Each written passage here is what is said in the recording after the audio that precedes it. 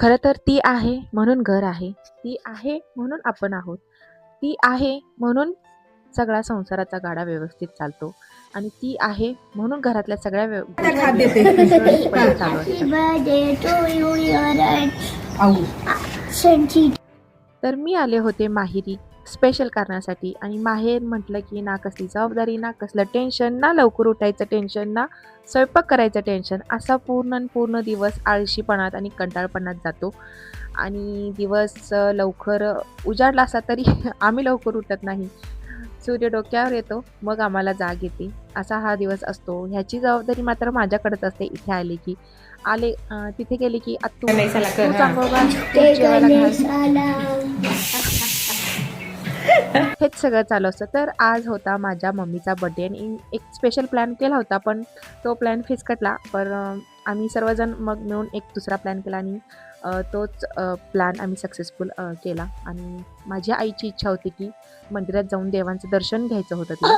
तर त्या इच्छा आज म्हटलं चला आज तिचा दिवस आहे. तिच्या ज्या काही इच्छा असतील त्या सर्व आज पूर्ण करायच्या आणि पहिला गेलो आम्ही नदीवेस नाक्यावर, जे की इचलकरंजीमध्ये पंचगंगा नदीच्या किनाऱ्यावर हे मंदिर बसलं आहे.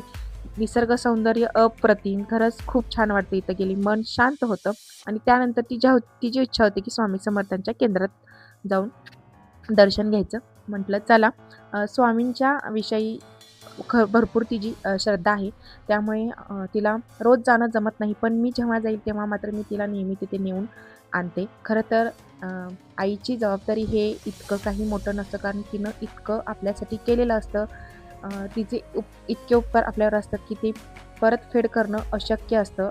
ह्या जन्मी तर काय 7 जन्मसुद्धा तिचे उपकार आपल्याला फेडता येत नाहीत. इतकं तिनं आपल्यासाठी केलेलं असतं आणि ही प्रत्येक जबाबदारी मुलानेच पार पाडावी असं काही नसतं. आपलं मुलीचं सुद्धा काहीतरी कर्तव्य असतं, जे की आईच्या प्रती असतं. ते मी आज थोडंफार कर्तव्य बजावण्यासाठी गेले होते. तिच्या इच्छा पूर्ण करण्यासाठी गेले होते.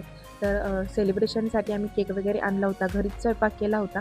माझ्या बेस्ट फ्रेंडला सुद्धा इन्व्हाईट केलं होतं या निमित्तानं आणि सेलिब्रेशन वगैरे सगळं केलं, जेवलं, खाल्लं, पूर्ण आवरलं. जास्ती मोठं नाही, थोडंसंच छोटं पण स्पेशल फील करणारं हे सेलिब्रेशन होतं.